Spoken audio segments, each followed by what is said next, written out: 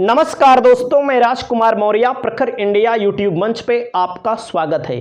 3 राज्यों के विधानसभा चुनाव का ओपिनियन पोल आ चुका है।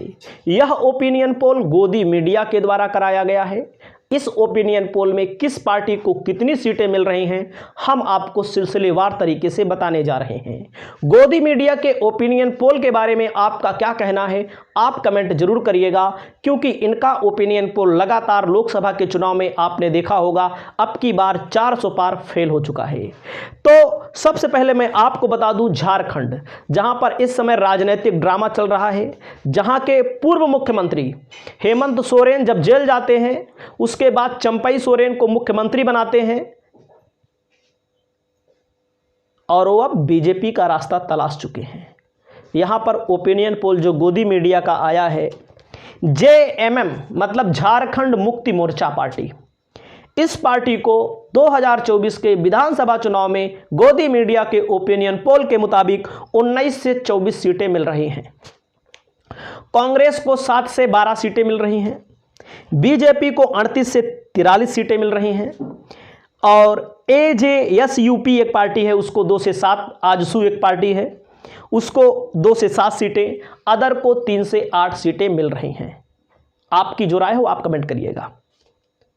अब मैं आता हूं महाराष्ट्र में राजनीतिक ड्रामा लगातार चल रहा है 2-2.5 साल से, और एकनाथ शिंदे मुख्यमंत्री बने। और यहां पर जो लोकसभा का चुनाव होता है दोस्तों, बीजेपी 28 सीटों पर लोकसभा का चुनाव लड़ती है, केवल 9 सीटों पर विजय प्राप्त होती है। आप समझिएगा, एकनाथ शिंदे 15 सीटों पर लड़ते हैं, 7 सीटें मिलती हैं। 4 सीटों पर अजित पवार एनसीपी लड़ती है, उसको 1 सीट मिलती है। कांग्रेस केवल 17 सीटों पर लड़ती है। अब सोचिएगा, बीजेपी 28 पे लड़ी, कितना पाई? 9। कांग्रेस 17 पे लड़ी, कितना पाई? 13।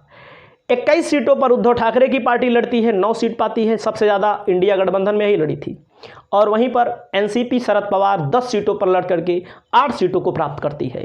यही गोदी मीडिया 41 सीट 40 सीट दे रहा था एनडीए गठबंधन को, कांग्रेस को 2 सीट दे रहा था, कांग्रेस 13 पर पहुंच गई।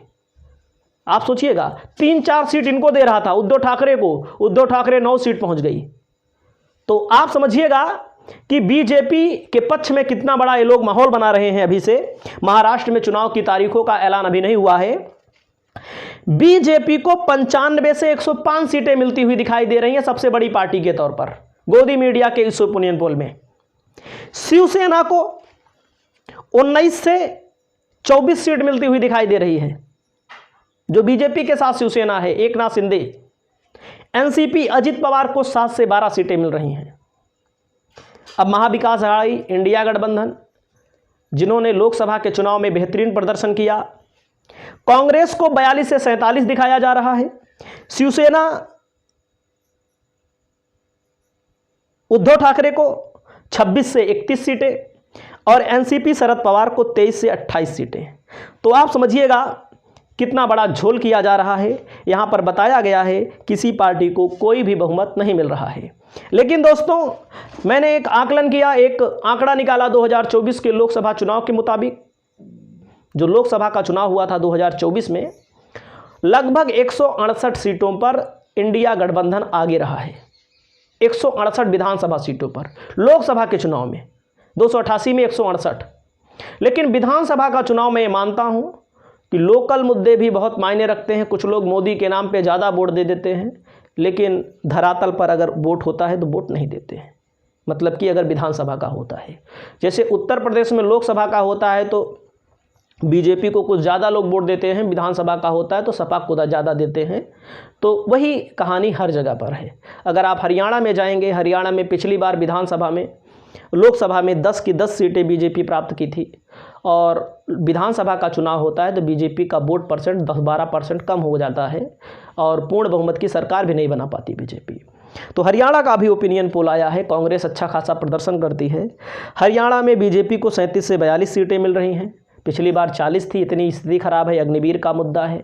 और विनेश फोगाट का मुद्दा है। कांग्रेस को 33 से 38 सीट, जेजेपी को 3 से 8 सीट, जेजेपी के सभी विधायक छोड़ के भाग रहे हैं। अदर को 7 से 12 सीटें मिल रही हैं। बाकी आपकी जो राय हो आप अपनी राय बताइएगा। झारखंड को लेकर मैंने ठीक से अध्ययन नहीं किया है अभी, लेकिन महाराष्ट्र में मैं बताता हूं इंडिया गठबंधन 100% सरकार बनाएगा और हरियाणा में भी इंडिया गठबंधन की सी सरकार बनेगी। बाकी आपकी जो राय हो आप अपनी राय रख सकते हैं।